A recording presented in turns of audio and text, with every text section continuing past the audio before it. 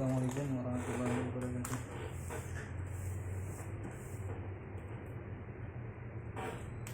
Video ini saya persembahkan untuk putra putri saya, semoga menjadi bahan pembelajaran.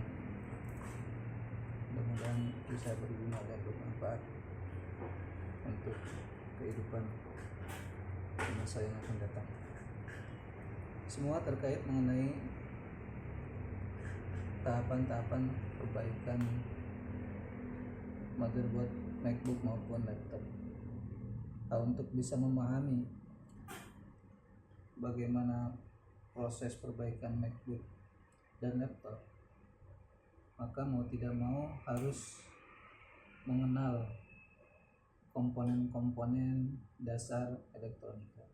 Maka pada bahasan awal saya akan memulai dari pengenalan komponen-komponen elektronika yang menyusun desain daripada motherboard yang terdapat pada MacBook maupun laptop. Komponen elektronika yang biasa digunakan itu tentunya merupakan komponen yang tersusun dari bahan-bahan, antara lain yang pertama, bahan-bahan tersebut merupakan yang satu konduktor,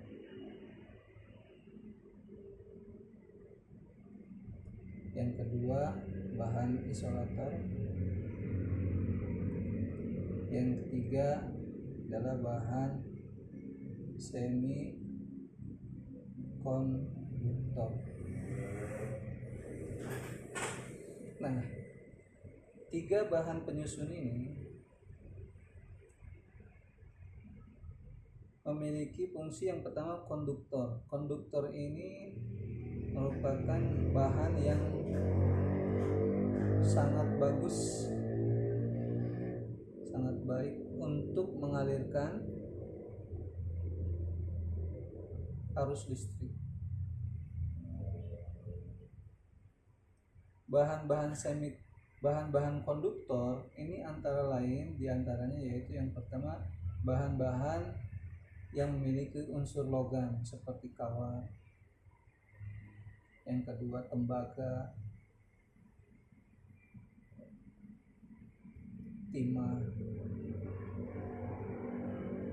dan bahan-bahan lain yang memiliki nilai. Bahan-bahan ini memiliki nilai hambatan yang kecil.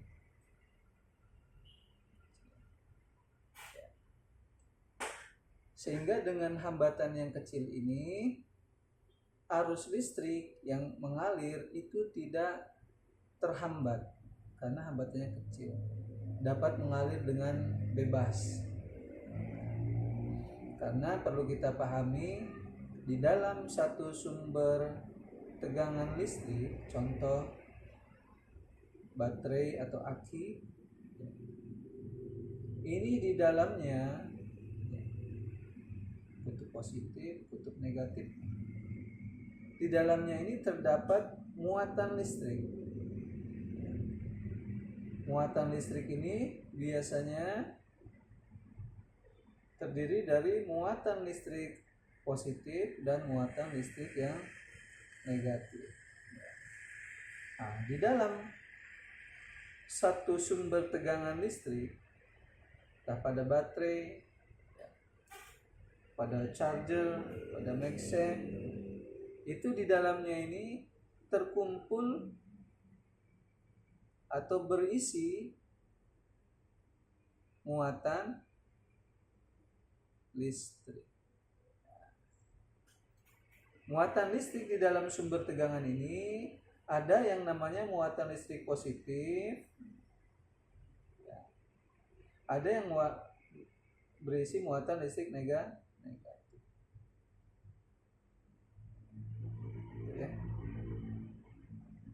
Sehingga nanti di dalam sebuah rangkaian yang sederhana, contoh Di sini ada bahan konduktor, tembaga atau kawat atau timah, kita hubungkan kutub positifnya menggunakan sebuah bahan konduktor, ya, seperti timah, kawat, tembaga, besi, ya, di mana bahan-bahan ini memiliki hambatan yang kecil. Contoh di sini ada timah, kita hubungkan dari kutub positif, kutub negatif, di tengah-tengahnya kita kasih lampu. Seandainya baterai ini nilai voltase itu adalah nilai beda potensial. Nah, biasanya dalam satu baterai ini ada keterangan 12 pi 1A.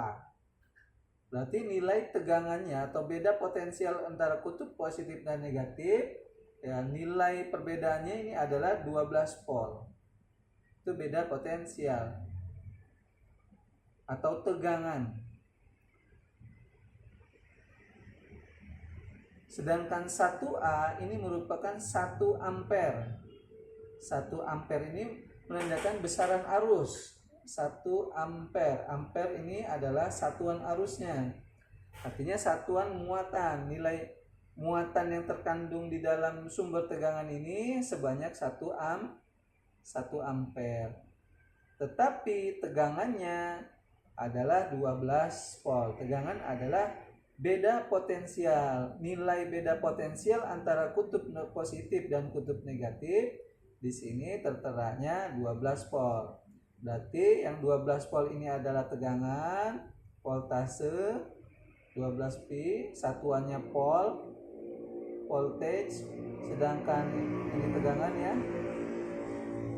Sedangkan 1A-nya ini adalah 1 ampere yang menandakan arus atau muatan listrik, muatan arus listrik. Gitu. Sehingga di dalam rangkaian sederhana, jika sumber tegangan ini kutub positifnya kita sambungkan dengan kawat atau tembaga atau timah, maka muatan listrik yang terkandung di dalam sumber tegangan ini akan mengalir. Muatan listrik yang mana? Muatan listrik yang positif nanti akan mengalir, ya, muatan positif mengalir melalui kutubnya, kutub positifnya, kemudian menuju ke lampu. Kemudian di lampu dia mengisi filamen-filamennya sehingga bergesekan.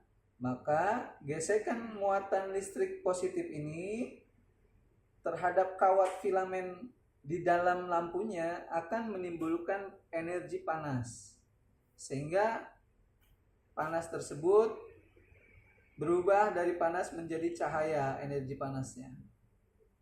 Maka lampu pun menyala. Syaratnya arus ini nanti akan terus mengalir. Syaratnya, ya, supaya lampu ini menyala harus mengalir sampai ke kutub negatif. Ya.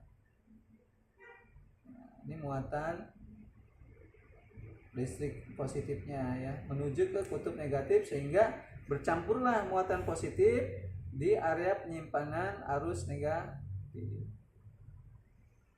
Gitu, sehingga lampu ini menyala. Ya, ini yang terjadi dalam rangkaian yang sederhana.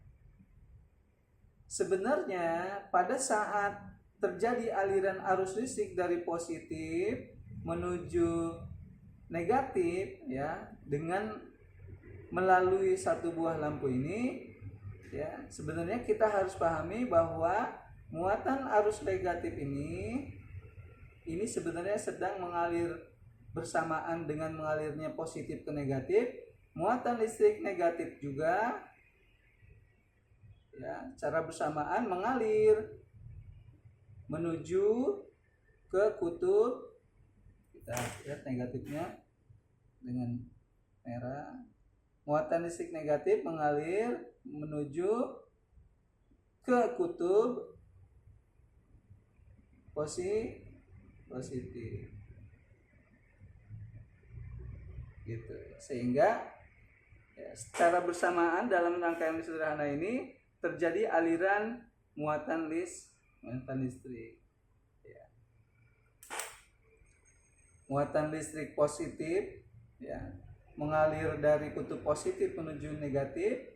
Bersamaan pula muatan listrik negatif pun pasti mengalir menuju ke kutub positif, sehingga dua ruang ini saling mengisi.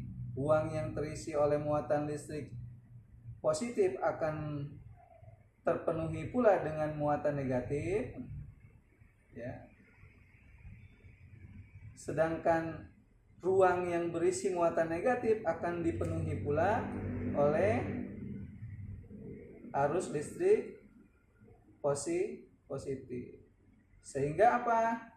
Sehingga pada saat kedua ruang ini, ruang yang berisi muatan positif dan negatif ini memiliki beda potensial yang sama atau muatan yang sama, sehingga tidak ada lagi perbandingan antara positif dan negatif, maka serta-merta lampu ini pun akan berhenti untuk menyala. Karena apa?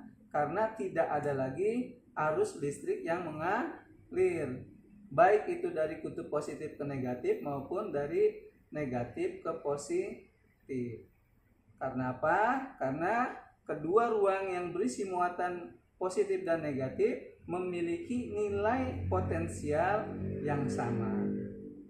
Sehingga inilah yang dikatakan baterai ini drop atau tidak memiliki beda potensial, atau tegangan pada baterai dari 12 volt drop menjadi 0 volt, sehingga listrik ini tidak menyala.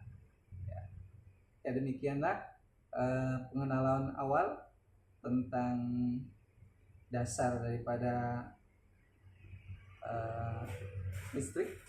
Nanti akan kita lanjutkan kembali pada video yang berikutnya. Assalamualaikum warahmatullahi wabarakatuh.